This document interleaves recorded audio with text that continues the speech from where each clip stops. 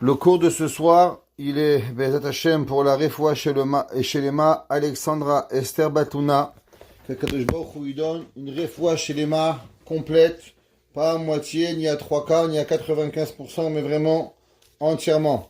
Bezat Hashem. On remercie encore Dr Tojman que nous a donné et fait le WhatsApp et le Leilou Nishmat, son papa, Bezat Hashem, Moshe Ben Yosef. Alors, vous vous rappelez Vous la enregistrez? Oui, on enregistre. Ok. Ben, Hachem, on espère que ça va marcher. Mais ça a l'air de marcher. Ok. Baruch Hashem. Madame Koyad vient d'arriver. On peut commencer maintenant. Alors, la semaine dernière, on avait parlé du verset Kappa Parsa Le'ani. On avait parlé de cet Eshet Chayil qui fait deux actions. Principalement, on traduit le verset sa paume de sa main, elle a ouverte aux pauvres, Veyadea, et sa main, pas seulement la pomme, mais la main, Shilcha la Evion, elle a envoyé aux démunis. Le Zera Shimshon avait posé la question, quelle est la différence nous avons entre la pomme et la main? Quelle différence il y a entre le pauvre et le démuni? Juste pour faire ça court, on va répéter, et Chachamim nous avait enseigné qu'il y a deux genres de pauvres. Il y a un Ani, c'est un pauvre qui a un manque particulier, et il y a un Evion qui a besoin de tout. C'est pour ça qu'il est Taev lechol davar. Il est en manque de tout le monde. Vous vous rappelez, on avait parlé aussi qu'il y a des personnes que malheureusement, ils donnent la tzedaka, mais la tzedaka n'arrive pas à bon escient. Comme on avait parlé de Yirmia, le prophète avait maudit le peuple juif que malheureusement ils donneront de la tzedaka, mais cette tzedaka, elle ne sera pas une bonne tzedaka. Ça veut dire que moi je vais donner de l'argent, mais malheureusement le réceptacle, il ne sera pas adéquat à recevoir l'argent. Alors c'est quoi cette personne, cette Eshet Chayil, cette femme vertueuse extraordinaire?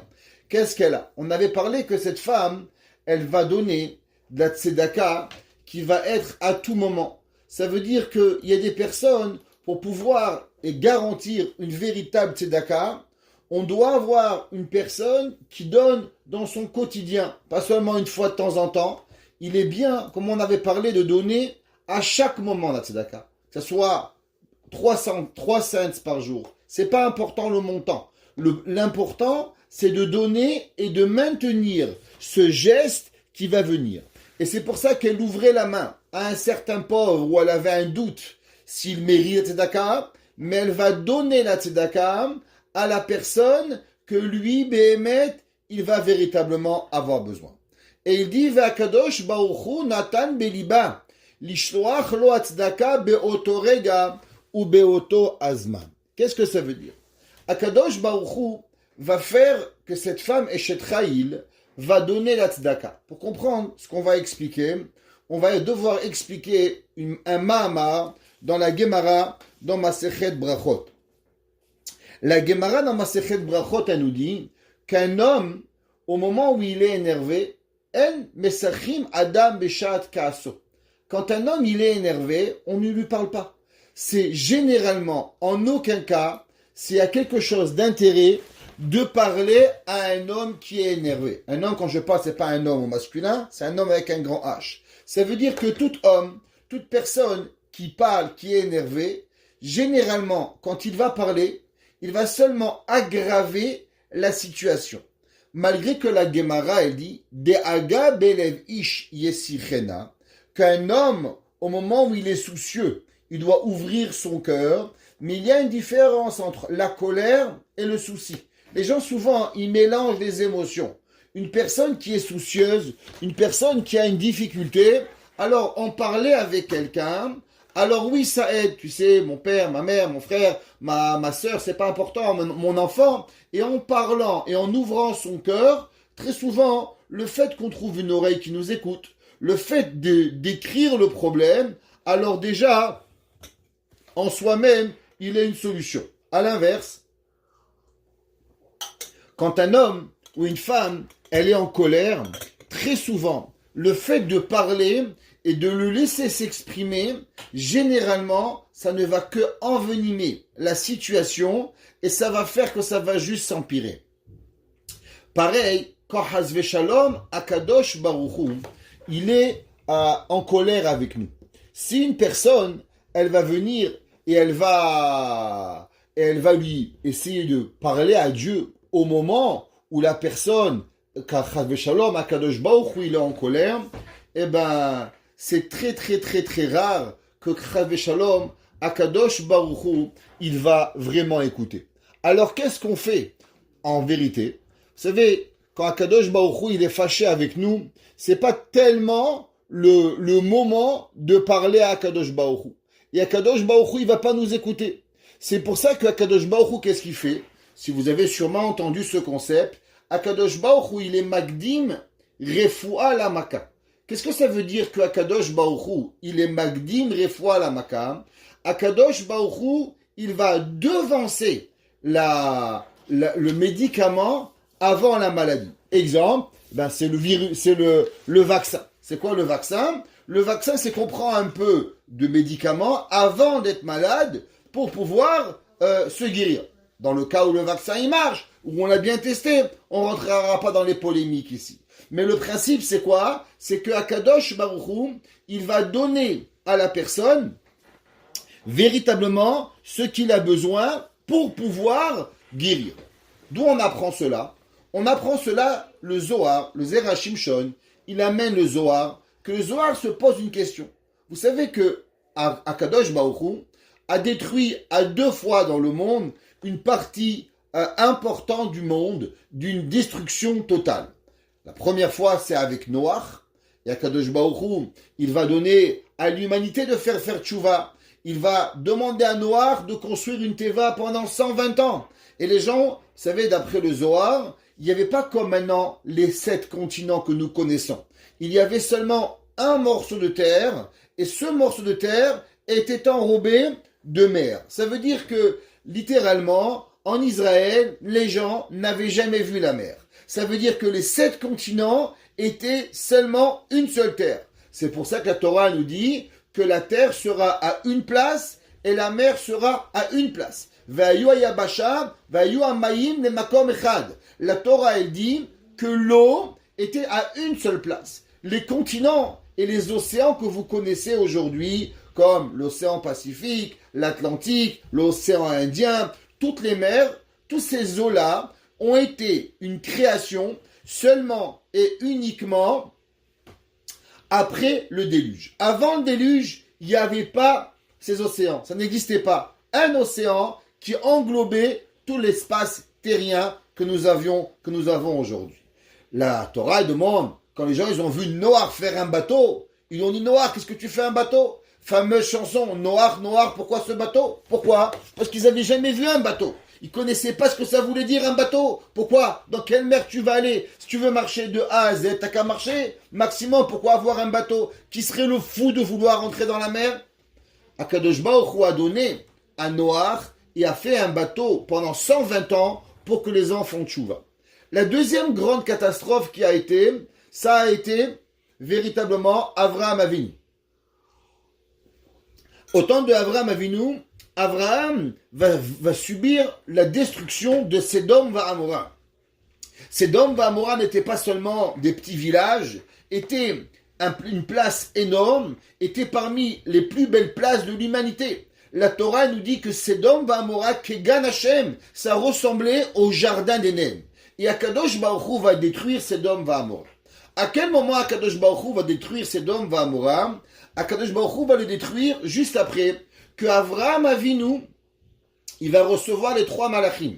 Le jour où Avraham Avinu a fait la Brit Mila, où Avraham va être totalement malade et que véritablement il aurait dû être dans un lit, le 3e jour de la circoncision, où la douleur était extrême, la Torah nous dit que le soleil qui est Homayom, Akadosh Baruch Hu avait sorti, Yatsa, Chama Minartika, le soleil était sorti de sa cache pour donner une chaleur extrême à l'humanité, et Avraham Avinu va pas se laisser tomber, il va pas vouloir accepter son état, et il va chercher des gens pour les nourrir. Il va mériter à avoir 3 anges. Ces trois anges-là vont venir et ils vont être chez Avraham Avinu et après ils vont aller à Sédom.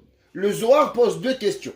Pourquoi se fait-il qu'on a relié les deux actions, la Brit Mila, les invités chez Avraham Avinu et la destruction de Sédom? Vous savez que dans Sédom, il y avait un homme qui s'appelait Lot, pas l'autre, Lot, L-O-T, qui était le neveu de Avraham Avinu. Avraham Avinu, il va recevoir ces trois invités, et grâce à qui Lot va être sauvé? Seulement grâce au mérite de Avraham Avinu.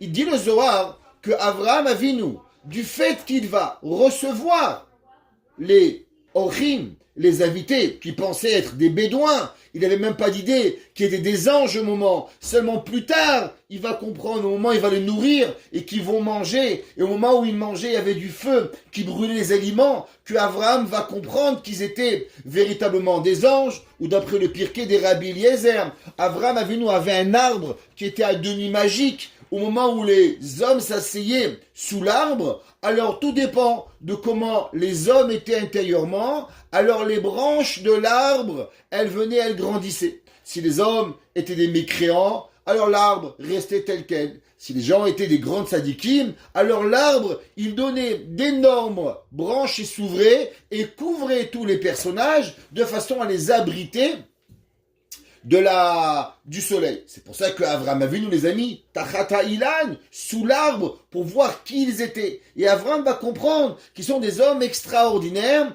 et il va les recevoir.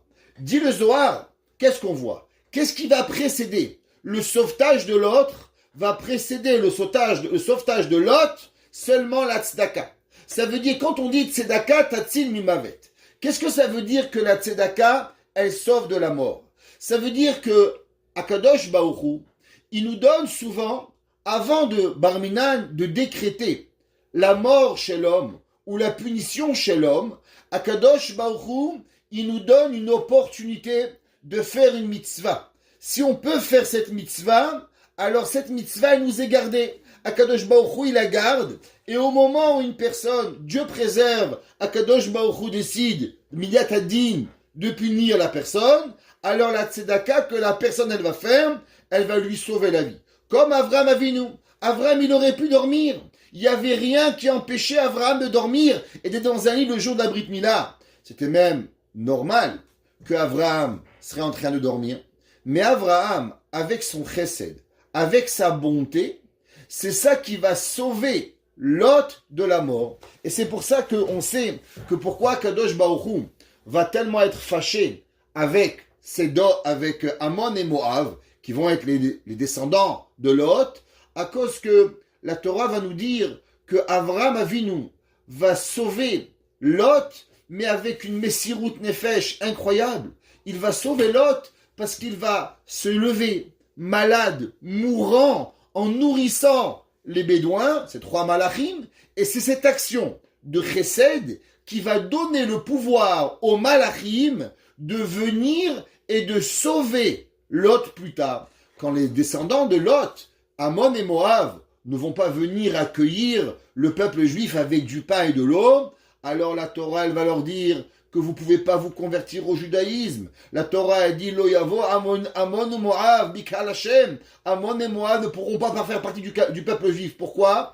Parce que votre existence n'a existé qu'à travers la bonté de Avraham Avinu. Et quelle bonté? La bonté de Achnasat Tochim. Donc toute votre vitalité, elle n'existe qu'à travers la Achnasat Tochim. Et vous, quand le peuple juif va sortir de Mitzrayim, à la place d'accueillir le peuple juif, avec du chesed, avec du pain et avec de l'eau, de la même façon que mon grand-père Avraham Avinu a donné à ces trois bédouins du pain et de l'eau, qui était la raison de la survie de Lot, eh bien vous avez préféré rester chez vous et ne pas accueillir le peuple juif. C'est pour ça, nous dit le Zerachim Shon, que quelle est la récompense de cette femme vertueuse? La récompense de cette femme vertueuse, elle est extraordinaire.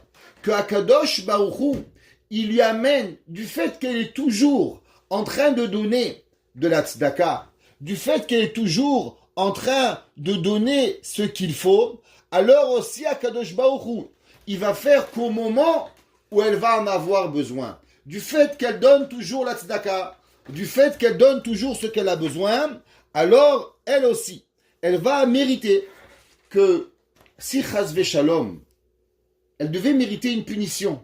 Akadosh Baruch Hu va lui apporter avant cela, quoi? Un véritable pauvre, de façon à ce que la tzedaka qu'elle va accomplir avec ce pauvre, elle va lui sauver la vie. Et c'est ça que le passouk qui dit, Kappa parsa le'ani, qu'elle donne à tous les pauvres. Des fois, vous savez pas, est-ce que il est un vrai pauvre ou il n'est pas un vrai pauvre. Mais cette femme-là, elle est mahmeret.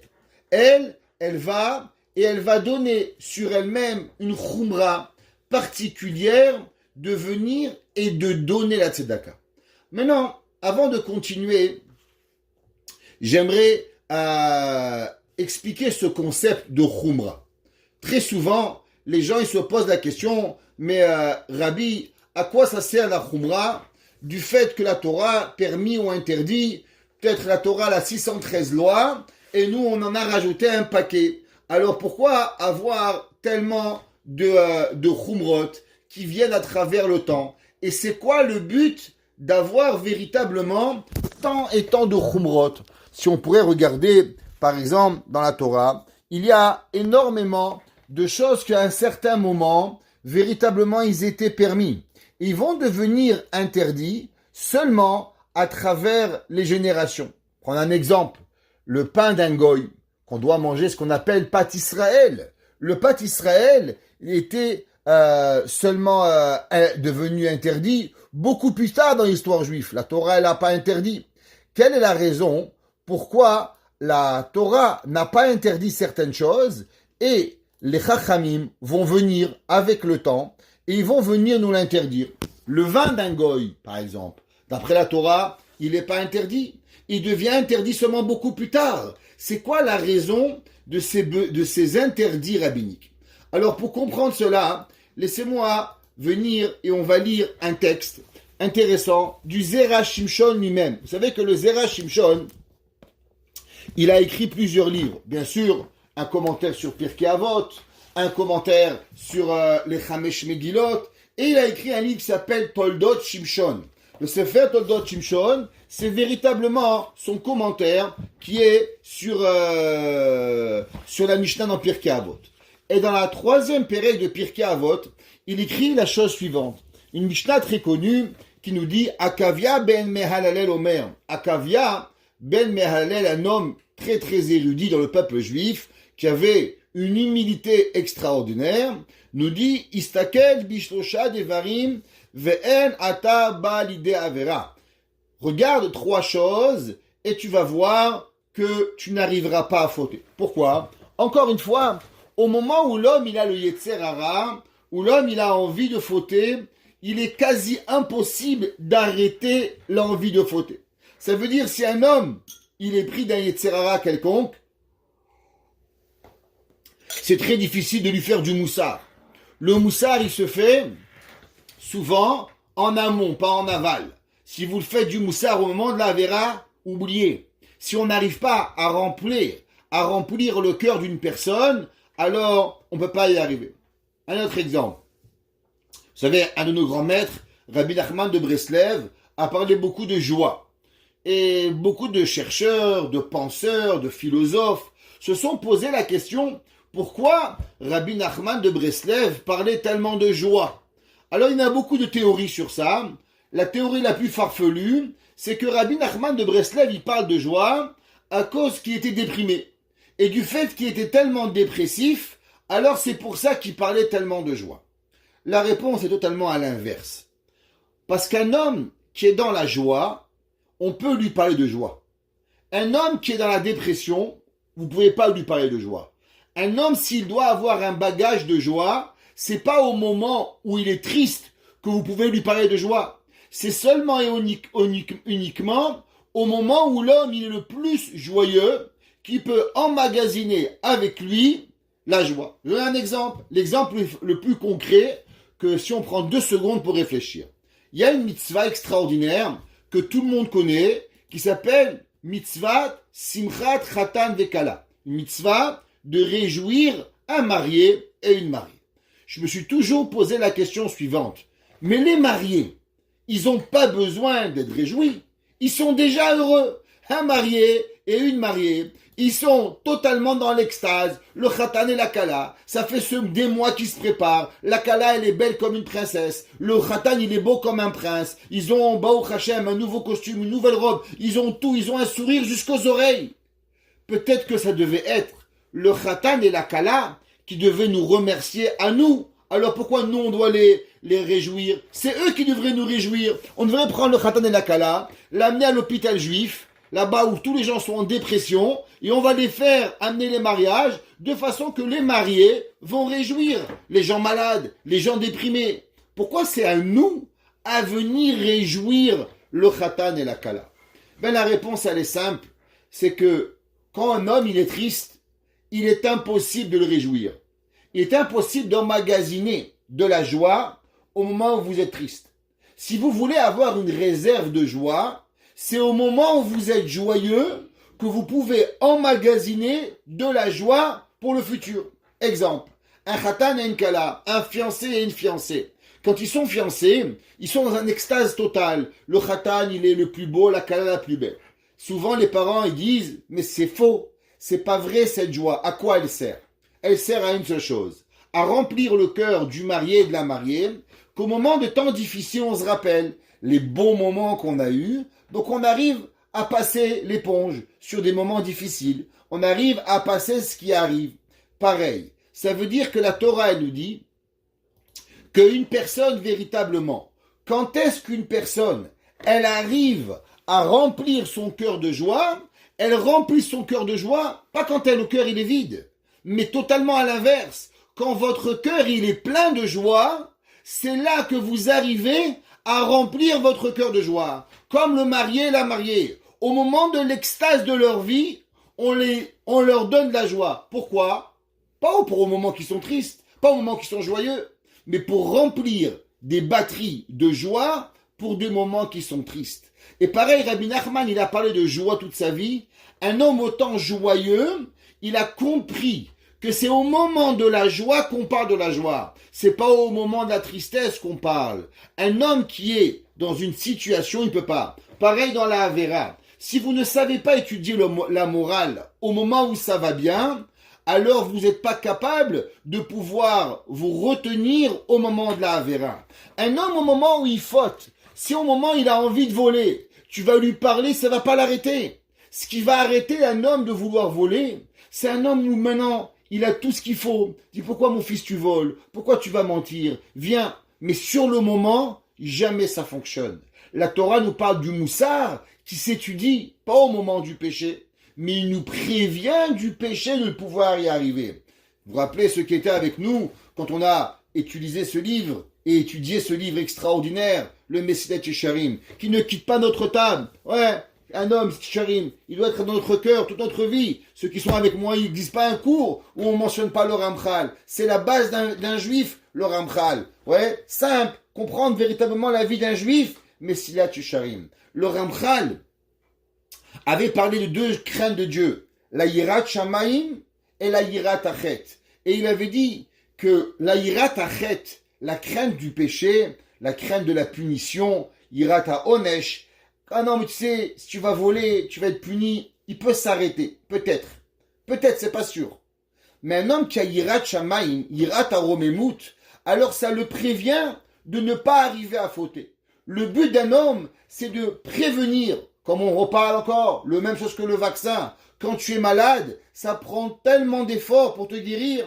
Mais si tu prends avec un vaccin de la maladie, alors une piqûre, c'est vrai, tu peux être 1 ou 2 jours malade, mais avec cela, tu vas prévenir des milliers et de dollars de frais que tu peux avoir dans ta maladie. L'homme, il doit toujours être en prévention plutôt qu'en réparation. Toute la vie d'un homme, c'est de la prévention. C'est ce qu'on avait répété à 1 millième de fois, la hitbonenut, la réflexion, toujours réfléchir à savoir quoi faire avant plutôt que pendant que après. Après est trop tard. Pendant le moment, c'est quasi impossible de devoir s'arrêter et on doit toujours être dans la prévention. Pareil, à travers la Torah. Akadosh Baruch Hu, quand il punit quelqu'un, c'est quasi impossible d'arrêter la punition, à moins qu'on a fait de la prévention de ce qu'on doit avoir, ou de ce qu'on doit avoir avant. Alors, le Akaviad Ben Malala nous dit, Istakel b'shosha devarim, ve'en ata ba'ide avera.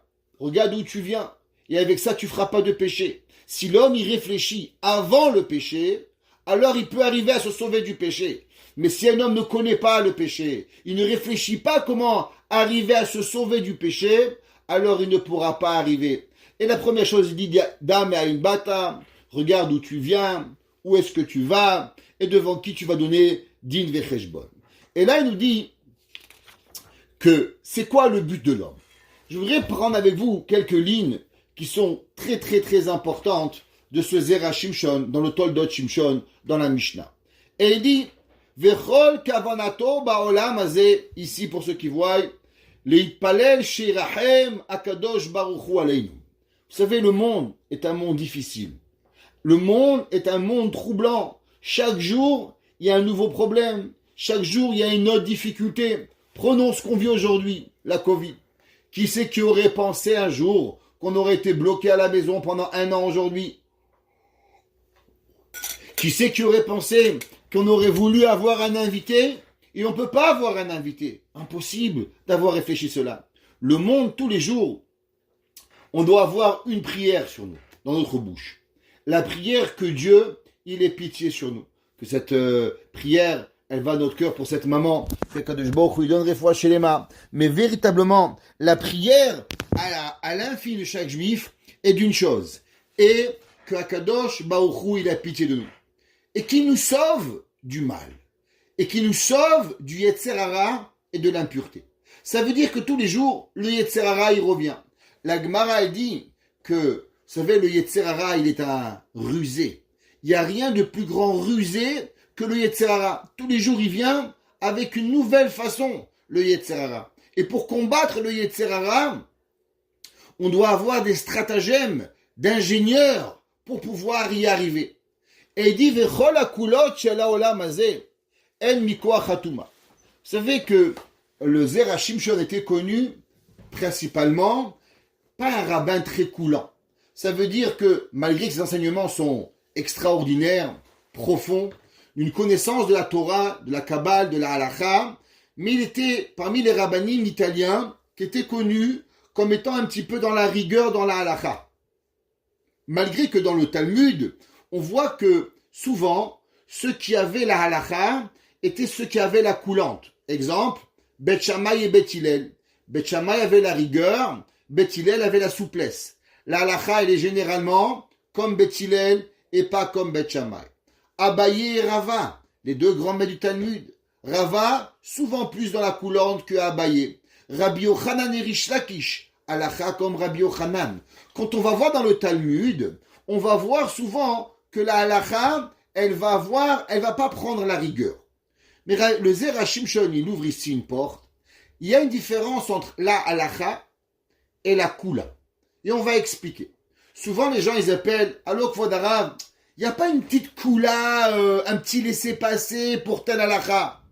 C'est quoi le rabbin? C'est un avocat que vous payez et il va vous trouver un loophole dans le système pour pouvoir un laisser-passer et trouver une faille. C'est ça, un rabbin. Un rabbin, c'est pas ça. La Torah, c'est pas trouver des failles pour pouvoir permettre. Il y avait un jour un homme, qui s'appelait Shabtai Tzvi Marshemo. Et lui, le jour à Izmir, en Turquie, il a mangé des choses interdites. Et quand il a permis des choses interdites très graves, il a inventé une bracha. Baruch ata Hashem Elokeinu melech haolam matir isurim. Celui qui permet les interdits. La Torah, c'est pas ça. Le rabbin, c'est pas de permettre les interdits. Le rabbin, c'est de permettre la Torah. Et souvent, quand on est à la recherche de coulantes et de trouver des failles dans le système, d'où ça provient? Il dit le Zera Shimshon qu'une personne qui est toujours en train de chercher des coulantes. Et un jour, un homme, il m'a appelé, il m'a dit, alors Rav Krimizi, j'ai dit oui. Il a appelé, pardon. Il m'a dit alors Rav. Après, il m'a dit, votre Rav Krimizi, j'aurais pas dû vous appeler. Vous êtes trop mahmir, vous. J'aurais dû appeler un autre rabbin. C'est-à-dire quoi? Tu appelles les rabbins par rapport à ce que tu veux. celui qui a cette recherche-là, il dit le Zera Shimshon, Vekol akulot shel haolam hazeh hem mekoach hatuma. L'homme qui a envie de se défaire de Akadosh Baruch Hu, ça provient seulement de la force du mal. Un de nos grands maîtres qui a vécu au XXe siècle, qui est mort en 1988, Rav Levi Yitzhak Bender. Rav Levi Yitzhak Bender disait que un homme, il va à la prière. Alors des fois, la prière, quand il n'y a pas de tachanoun, il y a un mariage, il y a une brit mila, il y a quelque chose qui se passe, alors on coupe quelques parties de la prière, qu'on ne fait pas les supplications. Et les gens ont l'air tellement contents. Et Rav Levi Yitzhak disait, je ne comprends pas, mais tu viens de perdre l'opportunité de parler avec Dieu 2 minutes de plus. Pourquoi tu as cette envie et cette joie de dire, waouh, super, j'ai gagné 2 minutes. T'as gagné quoi? Pour prendre 2 cafés, à l'approche de prendre 1 café. C'est quoi le principe? D'avoir l'impression que le bon Dieu il te dérange. Même quand on rentre à la synagogue. Vous savez, quand on rentre à la synagogue, on ne peut pas prier devant la porte. La Gemara dit, pourquoi on ne peut pas prier devant la porte? À cause que ça a l'air que la synagogue elle est lourde. Rentre à la synagogue. Quand tu es chez toi à la maison, tu rentres pas devant la porte. Tu enlèves tes chaussures, tu enlèves ton manteau, tu rentres dans la salle à manger, tu profites, tu kiffes la table. Tu mets pas une table devant la porte. Pourquoi? Parce qu'une maison, c'est pas comme ça. Tu veux appartenir à la maison. Pareil, la synagogue, on prie pas devant la porte. On prie loin de la porte. Combien? La Gemara a dit minimum 8 coudées. 4 mètres de la porte. Pourquoi? De façon à faire montrer à Kadosh Baruch Hu que la prière, elle est pas rien. Comme c'est marqué dans les Mekoubalim, et là, il va expliquer un concept au nom du Shelah. Ouais, on sait le Shelah, le Shené Luchot HaBrit, qui était le Rav Horovitz, un grand Mekoubal qui vivait à Tzfat au XVIe siècle. Et il dit des Koach Hitzonim, Retzonam Lehosiv Baheter. Et il dit que toute la force du mal, comment elle se ressent chez l'homme? Ceux qui ont un petit peu, ils sont honnêtes avec eux-mêmes, on sait que d'être toujours au top de notre religion, on n'est pas toujours au top. Celui qui se ment, ouais, moi je suis un bon juif, je fais tout parfait. J'aimerais bien vous croire, mesdames et messieurs, mais je vous crois pas. Pourquoi? Parce que si Moshe Rabbeinu il avait des yéridot, si Aaron a Cohen, si le Chida, si le Gaon de Vina, vous êtes sûrement pas mieux que lui. Je suis désolé de vous dire la vérité, mais c'est comme ça. Et pourtant, comment on arrive à avoir des descentes et à avoir un peu à tomber de notre Medriga? C'est quand on fait des choses souvent, pendant longtemps, on fait certaines mitzvot, on essaye par exemple, on est toujours à l'heure d'allumer les bougies de Shabbat, par exemple c'est 4h12, à 4h11 on est là, et un jour on n'est pas trop bien la semaine, ça va, j'ai 16 minutes, je peux encore, j'ai bien dit 16 minutes, pas 18 minutes, on peut encore prendre du temps, et on gratte quelques minutes. Qu'est-ce qui s'est passé? Pourquoi t'as pas allumé à l'heure? En vérité, c'est vrai que tu as peut-être du temps, mais ce temps que tu as pris, c'est seulement la réflexion de ta neshama, que ta neshama, elle fait pas tellement attention, parce que tu as mangé un challah, un lait pas très challah d'Israël, tu as mangé dans un restaurant où peut-être on n'aurait pas dû manger, tu as parlé un peu d'Ashonara, tu trouvais une koula, ça se reflète que tu cherches de la koula à un moment. Kol et shachisonim govrim alacha kedivre haosrim. Et il dit le Zera Shimshon qu'au moment où une personne elle cherche la koula, en vérité c'est la volonté du Yetzer Hara de nous faire tomber. Et c'est pour ça qu'à ces moments-là, qu'est-ce qu'on doit faire? On doit rajouter de la Khumra. Prenons un exemple. On est venu voir le Rav Chaim Kanievski. On dit, vous savez, Rav, en Amérique, il y a un problème terrible de mariage mixte. Il y a une débandade, lo alenu velo alechem, où ils disent qu'aujourd'hui, plus de 50% des juifs en Amérique se marient avec des goïms. Dieu nous en préserve. Alors, on a demandé au Rav Chaim Kanievski, quoi faire? Comment on peut arrêter ce massacre de mariage mixte? Le Rav Chaim Kanievski a dit, vous savez, il y a une discussion entre Maram Abed Yosef, Rabbi Yosef Karo, et le Rama, Rabbi Moshe Sterlitz, à propos de certaines halachot. Entre autres, vous savez qu'il y a, Hachamim ont interdit, comme on va le voir dans quelques secondes, certaines interdictions de peur qu'on se marie avec les goïms. Exemple, patakoum, de ne pas manger un aliment qui a été cuit par un goï. Alors comment un aliment devient cuit par un juif? La Torah nous dit qu'un juif, d'après le Rama, il doit seulement allumer le feu. Rabbi Yosef Karo dit non, c'est pas suffisant d'allumer le feu. Il faut participer à la cuisson pour pouvoir y arriver. Ça veut dire que Rabbi Yosef Karo a été plus strict que le Rama. Il a dit Rav Chaim Kanievski, en Amérique, même les Ashkenazim ne devraient pas suivre la koula du Rama, d'allumer seulement le feu, mais devraient suivre la Humra de Maran Abed Yosef. Pourquoi? Du fait qu'on voit qu'il y a un laisser-aller dans les mariages mixtes, c'est le moment de rajouter dans la Humra quelque chose. La Humra, elle vient nous donner des barrières à ce qu'on arrive. La Gemara dans Masechet Shabbat, elle nous raconte, elle nous dit que véritablement, il y a certains moments dans la vie où Chachamim, ils ont essayé certaines choses, certains décrets, et c'est pas arrivé. Et pourtant, par la suite, ils ont instauré d'autres décrets, et les autres décrets, ils sont arrivés. Et il dit, Nimsa, Shekol Mashimitradesh Bechol Dor Vador, Betosefet Chumrod Veisurim. Qu'est-ce qui se passe avec les rabbins? Ils ont rien à faire, les rabbins, ils demandent aux Zerachim Shon. À travers les générations, il y a trop de mitzvot, trop d'interdits. Ça c'est interdit, ça c'est interdit, ça c'est interdit. Pourquoi tout ça? Moshe Rabbeinu, il faisait pas tout ça. Rabbi Shimon Bar Yochai, qui faisait pas tout ça. Alors pourquoi? Et il dit, Hakol ou Din Mamash. Et il dit, la raison pour tout cela, c'est plus le mal, il devient fort dans le monde, et plus on doit combattre le mal. Comment on doit combattre le mal? Eh bien, en s'éloignant du mal. La volonté de toujours vouloir faire le minimum, elle amène la personne à malheureusement à tomber. Prenons les élèves. Quand j'étais jeune, qui c'est à la yeshiva, qui était pas au Beth Midrash, entre les Sdarim? Quelle femme, elle venait pas à la synagogue? Toutes les femmes venaient tous les Shabbats. Oublions la Covid. Ça faisait partie de la vie juive. 90% des mamans, elles venaient à la tefila le Shabbat. Elles prenaient une bonne pour s'occuper des enfants. On prenait un enfant. On trouvait une maman avec qui on était. On allait à la choule. Aujourd'hui, qui vient à la choule? Lo ale nouvelle, lo alechem, c'est devenu, ah, tu as un mariage, c'est parti à la synagogue. Quel mariage? Baruch Hashem, je prie à Kadosh Baruch Hu pour pouvoir prier Hashem. Une volonté de vouloir aller à la tefila. Plus le monde il avance, et plus le monde il nous tire vers le bas. Et si on met pas des arrêts, alors automatiquement on va tomber. Vous savez, le plus dangereux quand une voiture elle va vite, c'est si on n'a pas des bons freins. Alors les freins, quand on va freiner, ils peuvent exploser, ils peuvent nous arriver. Plus on va tomber vite, et plus il faut savoir mettre un parachute pour nous arrêter. Il dit les Zerachim Shon, c'est quoi la Khumra? La Khumra, c'est ce qui nous protège au moment où Barminan, la personne, elle peut tomber, alors on va arriver et on va pas tomber.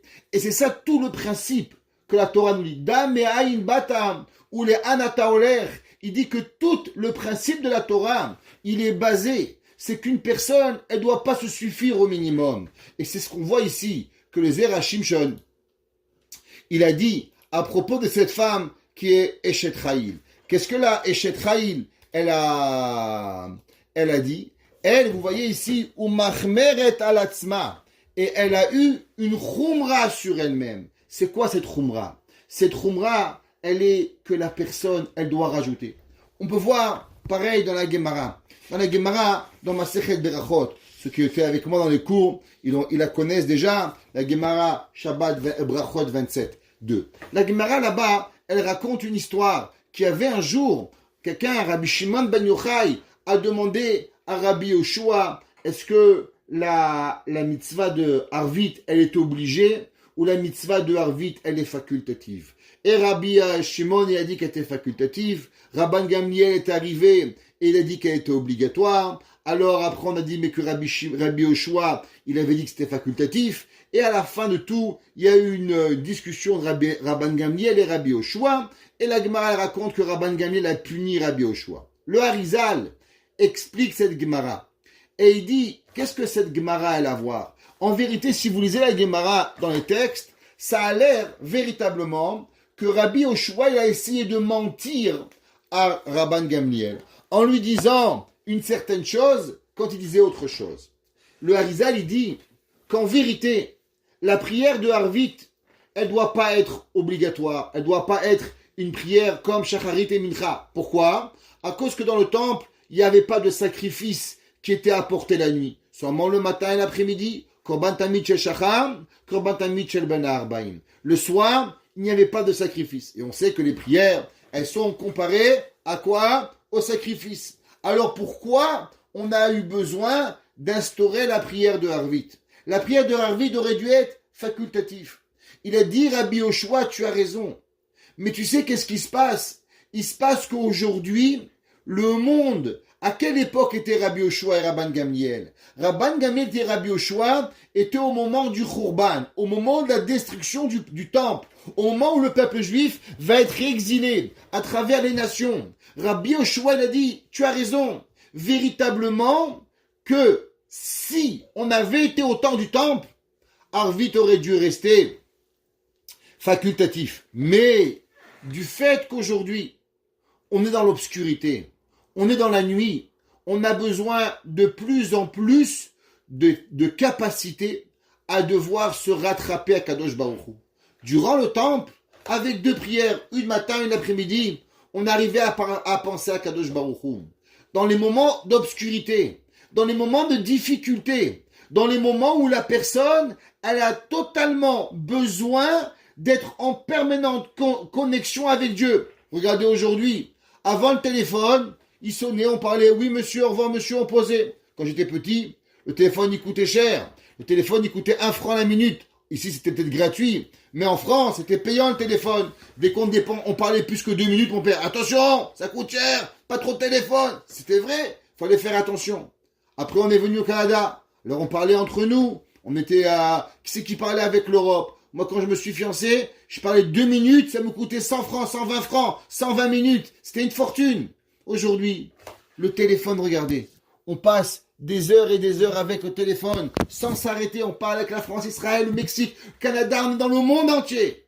Pourquoi? On a un besoin de se sentir connecté. On ne peut plus réfléchir qu'on est déconnecté. Notre père, notre mère, nos amis, on doit être de partout en même temps. Avec l'ami à Miami, avec l'ami en Californie, avec l'ami au Mexique, avec l'ami là-bas, et que Dieu préserve que quelqu'un il fasse quelque chose sans toi. Tu serais tellement triste. Ça veut dire qu'on a un besoin de connexion totale. Et ben pareil avec Kadosh Baruch Hu. Il dit le Harizal, après la destruction du temple, on est tellement loin de Dieu qu'on ne voit pas Kadosh Baruch Hu. On a l'obligation de se sentir véritablement proche d'Akadosh Baruch Hu. Pareil, cette Eshet Chayil, qu'est-ce qu'elle fait? Elle fait quelque chose d'extraordinaire. Elle va être mahmir de donner la tzedaka. Et que même si un homme, vous ne savez pas s'il est bien, vous ne savez pas s'il mérite, donnez-lui. Combien de fois, un jour quelqu'un m'a appelé, alors Rav Krimizio m'a demandé de faire un Shabbat pour telle personne, elle refait sa cuisine, et moi je comprends pas, si elle a d'argent pour faire sa cuisine, pourquoi elle peut pas commander chez Hadar? Je comprends pas. J'arrive pas à comprendre. Peut-être qu'elle est rentrée dans des frais qu'elle n'arrive pas, peut-être qu'elle a besoin de ton aide. Qui tu es toi pour pouvoir juger les gens? Est-ce que toi tu t'appelles Akadosh Baruch Hu? Est-ce que toi tu t'appelles Dieu? On te demande de l'aide, aide les gens, point à la ligne. T'as pas besoin de demander plus que ça. Cette Eshet Chayil, elle va pas faire tous ces cheshbonot. Est-ce que j'ai besoin? Est-ce qu'elle a besoin? Est-ce que c'est bien? Est-ce que c'est mal? Elle va donner. Et grâce à ça, qu'est-ce qu'il fait Akadosh Baruch Hu? Quand un homme, il donne à une personne que même si tu es pas sûr qu'il va avoir besoin, alors mitzvah, gozareret mitzvah. Tu sais qu'est-ce que Akadosh Baruch Hu il va faire? Que tu vas avoir dans ta main véritablement un évion. Tu vas avoir un pauvre qui est totalement pauvre, qui va venir et qui va te sauver la vie. Et cette tzedaka-là, elle va vraiment te sauver la vie. Parce que la première tzedaka, tu n'es pas sûr de l'avoir. Mais si tu fais la khumra, si tu étais sûr de faire la halakha correctement, alors Akadosh Baruch Hu t'amène dans un niveau où à la fin de tout tu vas avoir. Mais ça commence par une khumra. Les personnes qui se suffisent du minimum, eh ben malheureusement le minimum il amène rien de bien.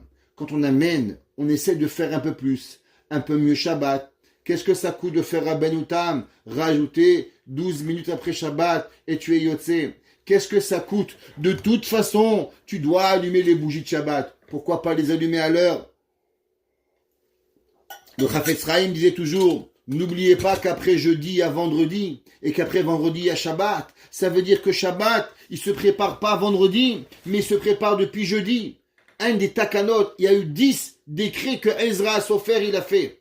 Et un des décrets de Ezra Sofer, la Gemara a dit, c'est que les mamans devaient laver le linge jeudi pour ne pas arriver le jour du Shabbat à l'allumage en retard. Ça veut dire qu'on a l'obligation, Béhémet, de tout faire pour que le Shabbat, il s'allume, il arrive à l'heure. Ça fait quoi? De toute façon, tu vas être Shomer Shabbat. Alors pourquoi pas arriver à l'heure? Et ça, c'est ce que la Torah nous demande. Que mitzvah, goreret mitzvah. Quand une personne, elle fait les choses correctement, alors Akadosh Baruch Hu, il arrive à lui donner véritablement ce qu'elle a besoin. Et il dit, le Zera Shimshon, une autre explication. Qu'est-ce que ça veut dire? Kappa parsa le ani. La main, elle a ouvert au pauvre. Veyadea shilcha la evion. Il dit que il y a le pauvre, qu'on ne sait pas s'il veut la tzedaka ou pas. Alors lui, Behemed, elle ouvre la main. Et lui, s'il veut prendre, alors il va prendre. À l'inverse, le Evion. Qu'est-ce qu'elle fait avec le Evion? Eh bien, le Evion, elle va lui donner devant tout le monde. Pourquoi elle va devant tout le monde? À cause que, dans la vie, c'est pas suffisamment que vous donnez. Mais ça, des fois, c'est aussi de s'assurer que la personne a tout ce qu'elle a. De donner le zérout à d'autres personnes de donner. Vous savez, on raconte une blague. Il y avait un jour un homme, vous savez, le jour de Purim, il y a une mitzvah particulière de donner la matanot la evionim, de l'argent aux pauvres. Maintenant, à quels pauvres? Trouver des vrais pauvres. Un homme qui a pas besoin, c'est assourd. Un jour, j'étais chez quelqu'un, il avait de l'argent en masse, et il ramassait. Alors, on doit donner le jour de Purim. La Gemara a dit, quand la poche est on lui donne, s'il veut, on lui donne. Mais, c'est pas sûr qu'on a acquitté de la halacha de Matanot la Evionim. Matanot la Evionim, ça se donne seulement à des Evion. Vous vous rappelez ce que c'est Ani Evion? Evion, c'est qui a un besoin, et Ani, c'est qui a un besoin. Evion, c'est quelqu'un qui n'a rien. La Torah dit Matanat la Evionim. C'est un homme, il a de quoi manger. 3 repas, il n'est pas Evion. Il faut qu'il soit tellement pauvre que d'après la halacha, il a pas de quoi manger. Il a seulement de quoi manger 2 repas et rien dans le frigidaire. Ça, c'est ce qu'on appelle un Evion. Alors, il y a un homme, il arrive à la yeshiva un jour et il dit, Rabotai, mesdames et messieurs, j'ai trouvé un pauvre, mais il est pauvre, il n'a rien du tout. J'ai accompli la mitzvah de Matanot la Evionim. Alors, il dit, oh, donne-moi le nom, nous aussi on va l'aider, nous aussi on va lui donner. Il dit, non, je le garde pour l'année prochaine, parce que si vous allez lui donner, il sera plus pauvre, alors je pourrai plus. Qu'est-ce qu'il a fait? Il vient de tuer une personne, Barmenan. L'homme, quand il voit une mitzvah, quand il voit une opportunité, non seulement il doit faire, mais aussi il doit des fois la faire devant tout le monde pour donner l'opportunité aux autres de devoir le faire. Malgré que si vous allez en bas dans le commentaire ici, il demande sur le Zera Shimshon et il dit je comprends pas comment le Zera Shimshon il peut dire comme quoi on doit donner la tzedaka devant tout le monde, mais on sait que principalement la tzedaka elle se donne matana baseter quand c'est caché. Alors pourquoi ici le Zera Shimshon il demande qu'on va donner la tzedaka devant tout le monde? La réponse à cela, il dit le Zera Shimshon, et il faut comprendre de cette façon dans Kohelet que c'est vrai que normalement si une personne a un besoin particulier, une personne a besoin de $100, qui a dit que c'est vous que vous devez donner? Alors vous donnez $100 et c'est fini, il va oublier. Mais il y a des personnes qui ont besoin plus que de $100. Ils ont besoin de beaucoup plus. Et si le bruit va pas se savoir, alors elle va pas l'avoir. Donc il est un peu dans d'autres obligations, comme aujourd'hui par exemple. Il y a des gens qui postent pour tel kollel, tel yeshiva. Alors non seulement c'est bien de donner, mais Baruch Hashem, les gens avec quel cœur, ils postent le groupe pour que tout le monde donne. Ishtabar Shemolahad. Quel chesed ces gens-là ils font d'aller aider. Non seulement ils donnent, mais en plus ils font que d'autres personnes ils vont donner. Et c'est ça ce que cette femme, la Eshet Chayil. La Eshet Chayil, par excellence, qu'est-ce qu'elle fait? Elle va toujours s'assurer que la mitzvah, elle est faite dans son excellence. Elle va donner la tzedaka, elle va s'assurer que Tzedaka est donnée. Et non seulement cela, elle veut s'assurer que la personne qu'elle a donnée, elle va recevoir tout. Comment? Veyadea shilcha laevion. Elle va envoyer de façon à ce que tout le monde y va avoir. Pour comprendre un petit peu ce que c'est la mitzvah de Tzedaka, quand on dit que Tzedaka, tatzil mimavet, c'est pas une blague.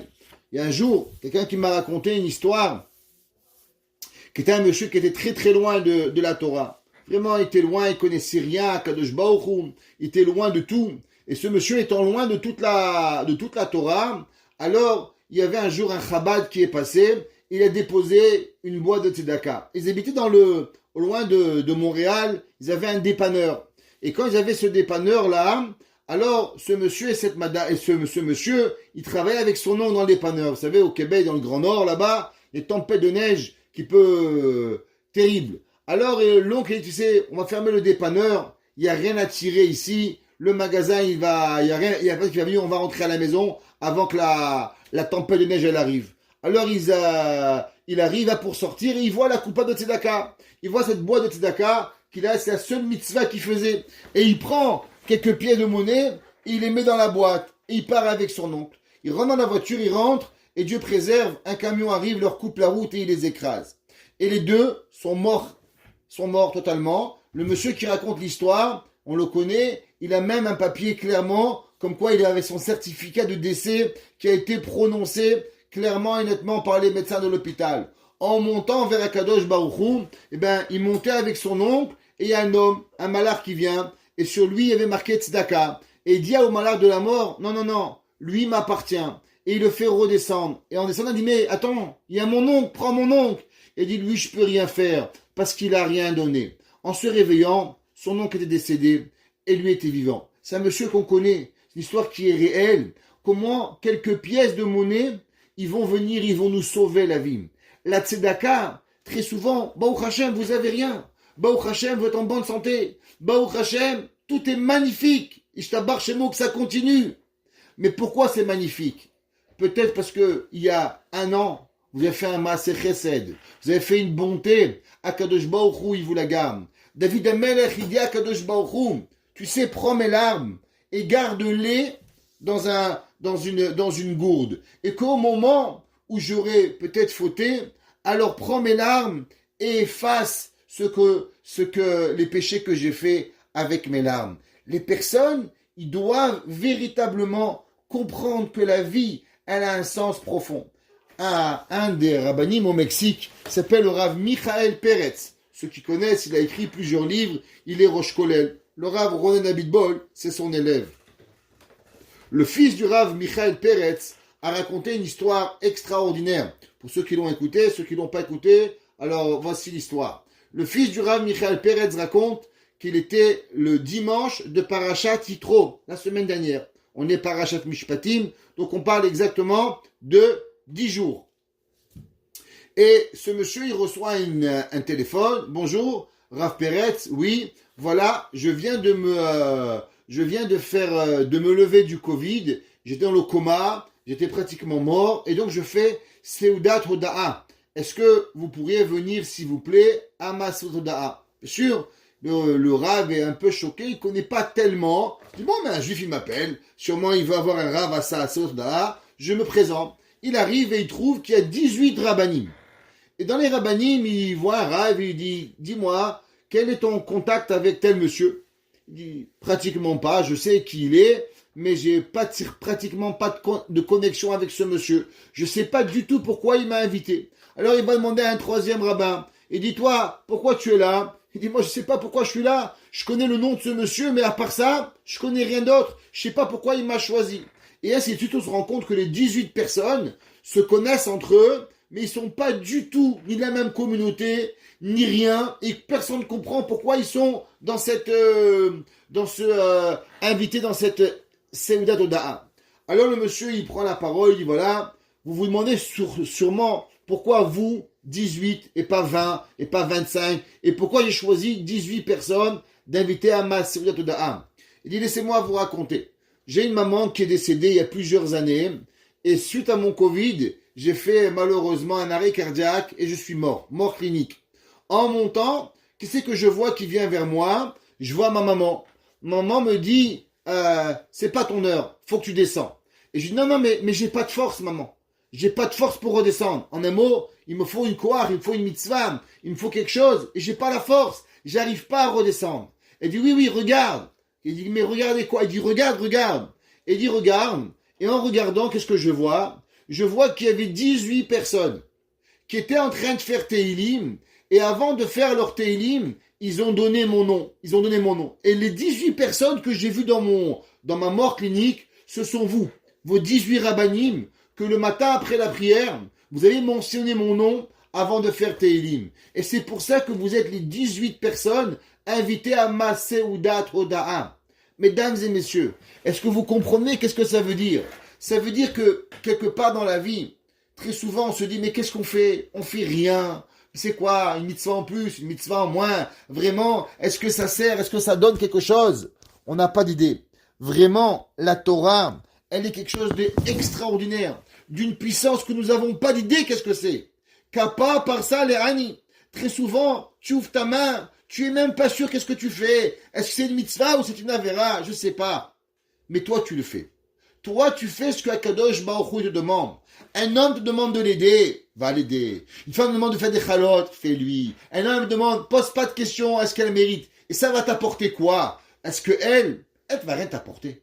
Cette personne ne va rien t'apporter, elle n'est pas Dieu. Si vous croyez que Flecha ou un tel peut vous faire, elle peut rien vous faire. La preuve, elle n'est pas capable de s'occuper ni de son mari, ni de ses enfants, ni de sa propre cuisine, ni de ses propres halotes, encore moins s'occuper de vous. Alors pourquoi vous le faites?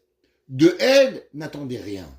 Mais souvent, grâce à cette mitzvah, Akadosh Baruch Hu va voir votre volonté de faire une mitzvah et il va vous apporter une véritable mitzvah. Et que cette mitzvah, elle va être capable de vous sauver. Allons voir Adam Arishon, Noach. Noach, à travers quoi il a été sauvé? Noach, il devait faire du chesed. Noach, il aurait dû prendre le temps d'expliquer aux gens ce que Akadosh Baruch Hu va faire. La Gemara a dit que Noach, il n'a pas pris le temps. Noach n'a pas pris le temps de faire du chesed à l'humanité en les prévenant que Akadosh Baruch Hu, il va détruire. En disant, mais à quoi ça sert? Ça sert à rien, ils vont pas m'écouter. Ce sont des sauvages, ils vont me tuer. Pas de problème, Noach. Mais tu vas pas t'en sortir comme ça. Grâce à quoi Noach, il a survécu? Noach va survivre à cause qu'il va faire du chesed à qui? Aux animaux. Pendant 1 an, Noach ne va pas fermer l'œil parce que ce que le lion mange, alors il faut donner après à l'hippopotame et au kangourou et à tel animal et à tous les animaux qu'il faut avoir, il faut donner à manger. Et dans certaines nuits, l'après-midi, le matin. Et Noach, grâce à quoi il va vivre? Seulement grâce au chesed qu'il va faire avec les animaux. C'est ce chesed-là qui va permettre à Noach de survivre. Avram Avinu va rencontrer Noach à l'âge de 48 ans. Et Avram, il va demander à Noach, dis-moi Noach, est-ce que tu peux m'expliquer grâce à quoi tu as survécu? C'est quoi la recette de la vie?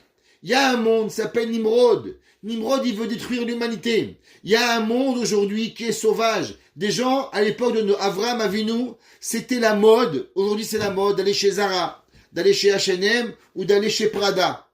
Il y avait un moment où la mode était de tuer leurs enfants. À l'époque de Avram Avinu, il y avait une avodah zara qui était de tuer leur premier-né, la débauche totale, la catastrophe de l'humanité. Avram, il dit à Noach, comment on peut s'en sortir? C'est quoi la recette miracle? Il lui dit, Noach à Avraham, moi j'ai survécu grâce à faire du chesed aux animaux. Avraham, il dit quoi? Faire du chesed à une girafe, à un hippopotame, à un alligator, il va te donner la vie. Pourquoi tu étais tellement bête, Noach? Fais du chesed à l'humanité. Et grâce au chesed de l'humanité, tu vas survivre. Et Avraham Avinu va comprendre l'importance du chesed. Et il va donner à l'humanité totale le chesed. Et c'est là que Avraham, il va sauver Lot.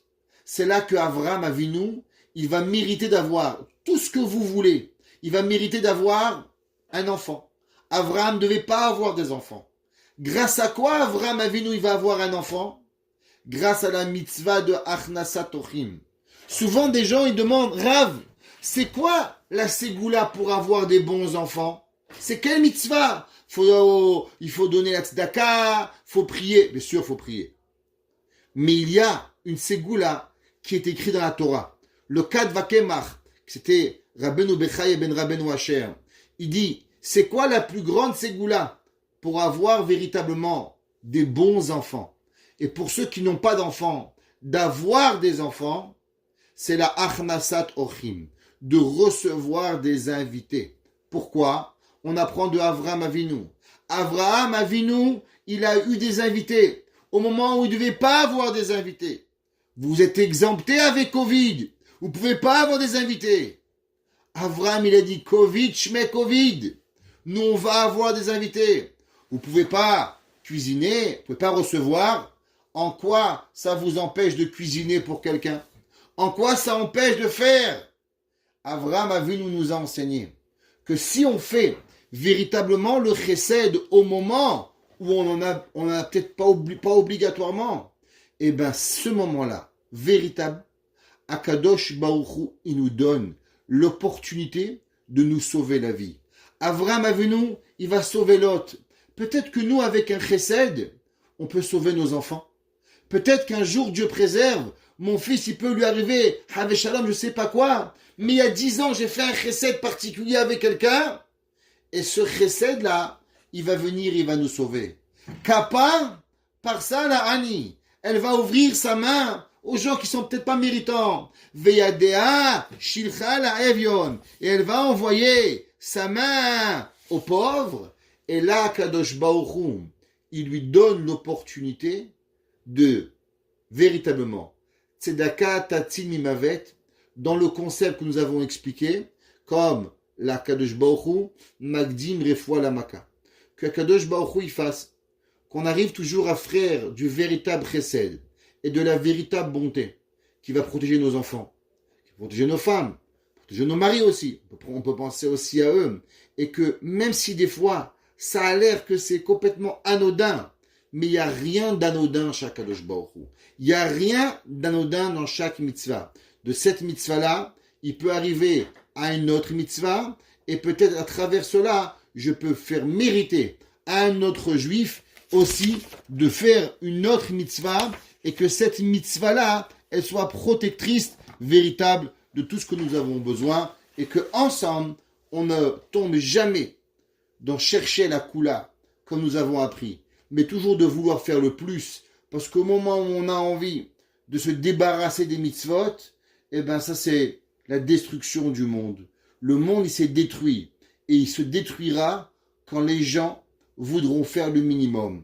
Mais quand l'homme, il a envie de pas se suffire de minimum, on peut se suffire de marcher, mais on peut avoir l'envie d'aller vite, alors on crée une voiture. Et le moment où on crée une voiture, on dit mais pourquoi rouler, pourquoi pas voler? Alors on crée un avion. Et au moment où on a un avion, on dit pourquoi rester sur la Terre? Alors on peut créer arriver sur la planète Mars.